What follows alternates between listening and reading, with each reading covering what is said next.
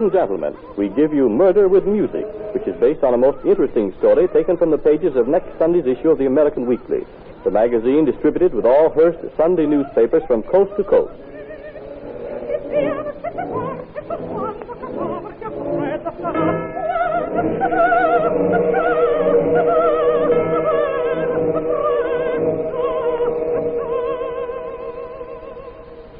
50 men sit on 50 gilded chairs. 49 of them divide their attention between the conductor and their music. The 50th man, Giovanni Agostino, rests his flute on his knees and ponders on the general inequality of man. If it were not for the orchestra, Giovanni meditates, Toroni, the director, would have no cause to wave his baton. The singers would have no stimulating accompaniment. The music lovers would have no music. From this highly logical conclusion, Giovanni Agostino turns his thoughts to a slightly higher plane, the stage, on which the secret passion of his heart, Madame Rosa Latour, stands with shapely hands pressed to her bosom, her eyes gazing raptly down at, alas and alas, the porcine face of the fat tenor. Pig, sneers Giovanni to himself. Someday the beautiful Rosa will gaze into his face that way, while he trills enchanting runs on his flute. Suddenly he's aroused from his reverie by the sharp whispering of his name. Agostino! It is Enrico Toroni, the director, catching his attention for his music cue. Sighing ruefully, Giovanni Agostino, the greatest of all flute players, raises his instrument to his lips and joins his brother musicians.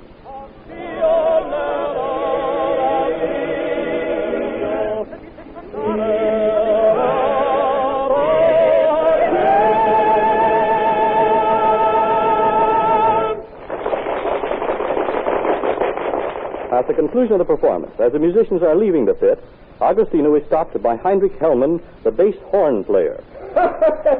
Mein Herr Conductor, of course you kept with me again, nicht wahr, Agostino? Such a smart fellow you are. I don't think. Keep your tongue to yourself, Heinrich Hellman. Warum? Did the cat get your tongue? Santa Maria, you make as much noise as your bass horn. No soul. There is nothing of the artist in you. How could anyone expect you to understand the joy of meditation? Bah! Noise? You say my bass horn makes noise? See, you're but one step above the drummer. Is that so? Why, you weasel you, I can get more volume out of my bass horn than you can get out of that tin whistle you toot. Volume? And what is volume but louder noise? It takes a man to play a bass horn. That is a man-sized instrument. It has full, round, deep tones. Listen, I play.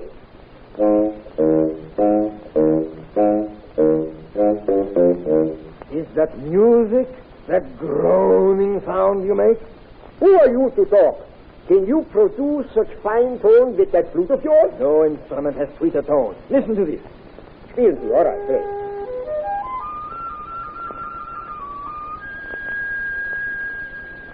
So, only one or two places can you hear anything to compare to that. Jawohl, an a steam callio. Und wer else? Santa Maria! Of what use is there to talk with you, Heinrich Hellman? How could you realize that my flute produces clear, sweet tones like those that pour forth from the throats of birds? Oh, yeah. Now that you mention it, I recognize the sound of a bear. See? You do, huh? This is more than I could hope for from you. I remember when I was a little boy in the fatherland. My father bought me one day a tin canary bird which sang when you put water in it and blew through it. That is the bear your twin whistle reminds me of. When Maestro Terone wishes to have an obligato for a solo, does he ask Heinrich Hellman to play it on his bass horn? I do not think so. No orchestra is complete without a bass horn. It would sound like the choir of boys sopranos compared to a sing-a-bund. Adding, stuffing. What? Musical stuffing. That is all you can produce on that overgrown bugle of yours. And why do you need me to play in the orchestra? Who said you were needed? I tell you, it is to fill out the thin trickle of sound made by your penny whistle, Agostino. Fill out? Yeah.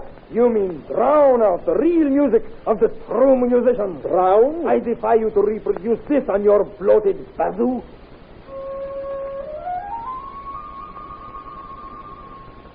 And I defy you to make a real note like this.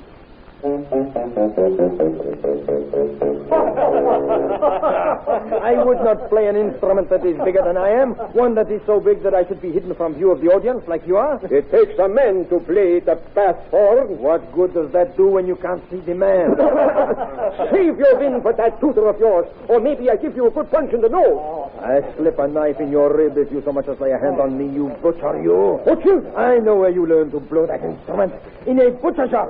That's all you were, that's all you are, that's all you will ever be. A butcher. A butcher of real music. Silenzio, cosa si tratta qui? Ma cosa vedete qui? What is this? What is going on here? Oh, excuse, please, Herr Conductor. I'm so sorry, Maestro Cerrone. I was defending my professional honor.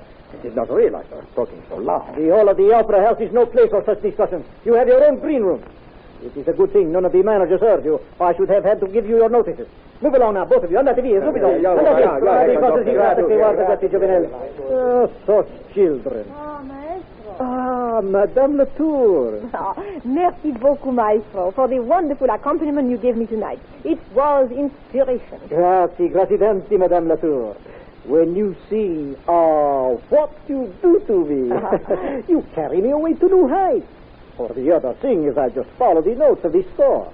But for you, I follow only the liquid notes from your throat and try to get from my musicians an accompaniment your glorious voice deserves. Oh, you say the nicest things, maestro. Only to the nicest of divas, Madame Latour. Well, from now on, I shall refuse to have any other conductor in the pit when I sing. Ah, to be known as Madame Latour's favorite maestro is the greatest achievement in my career. How charming. Oh, tell me, maestro, what was the argument I heard out there in the hall a few moments ago? Oh, that? Just two of my hot-headed musicians trying to impress each other. The bass horn player and the flute player. The flute player, Yes. huh? The one with the pale face and the hair that stands out like this? Si. A most peculiar man, that flute player. Could you not give him more notes to play, maestro? Oh, you like his work so much, huh? Is that it, Madame Latour? No, I'm not aware of his playing at all. Then why? Because for some time now, he has been staring up at me whenever he has a rest in the score. His eyes never leave my face until his musical cue comes. Uh-huh. So you have noticed, too? You knew about this? See, every performance lately. Just tonight, too. I had to call to him to take up his part. But I did not think you were conscious of his gaze, Madame. Why does he look at me so? Madame must know the attraction her beautiful face and figure have for us all. And to that, her glorious voice. Who can blame a poor musician for falling under her spell? Ah, oui, maestro. But his ardent gaze distracts me. So, if he continues, I shall have to report him to you. Huh? Santa Maria, they are at it again. Excuse, Madame, please. I will settle their score. No, that was a different...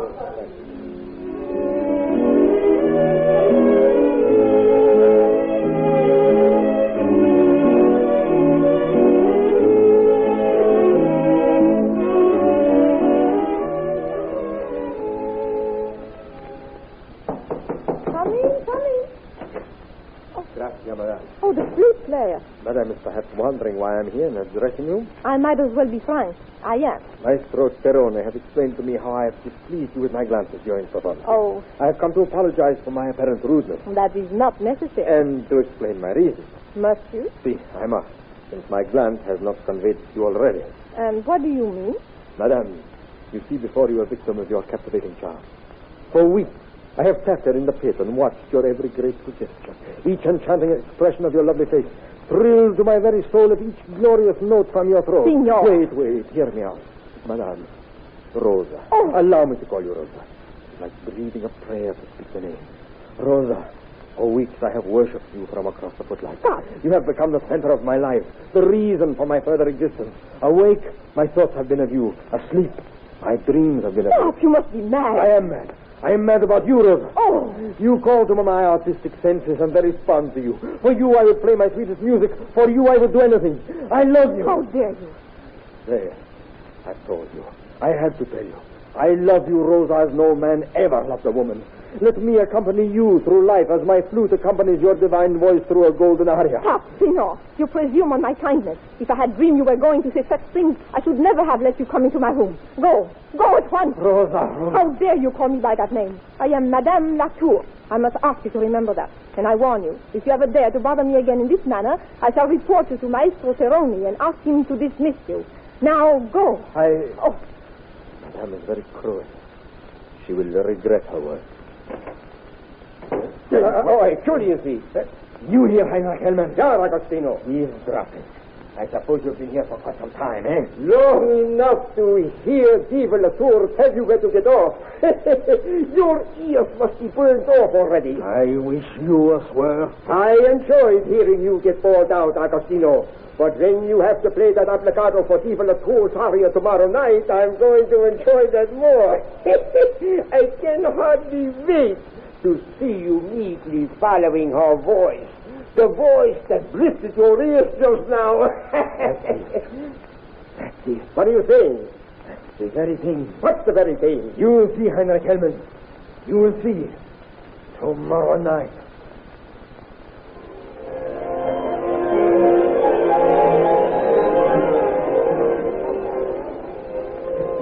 There is a splendid house tonight, Signor. Yes, Maestro. An audience worthy of the great performance they will see. If Agostino plays that obligato for Madame Latour the way he has rehearsed it, the critics will be asking for his name. It will be in all the papers.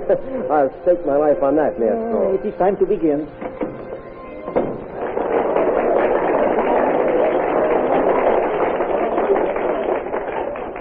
The performance proceeds without a single mishap. The singers are in excellent voice. The musicians are playing with feeling.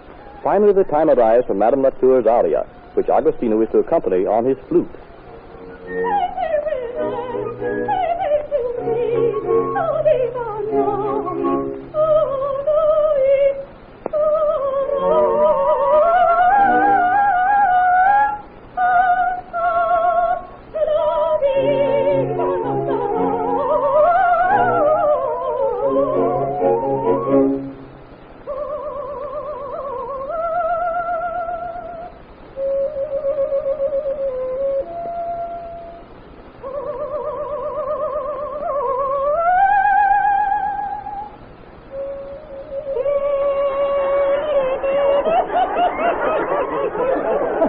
Agostino, you are on fire! Get out of the heat! Get out of my You won't fire me.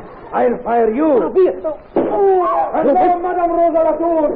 This is for your house. If you have anything in your breast but a voice.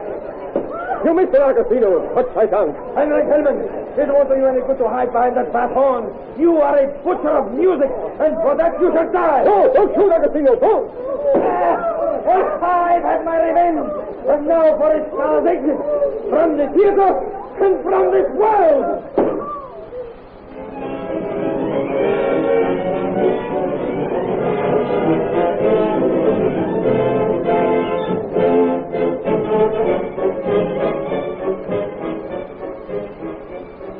Be sure to read the interesting details of tragedy in the world of music when it appears in next Sunday's issue of the American Weekly, the magazine distributed with all Hearst Sunday newspapers from coast to coast.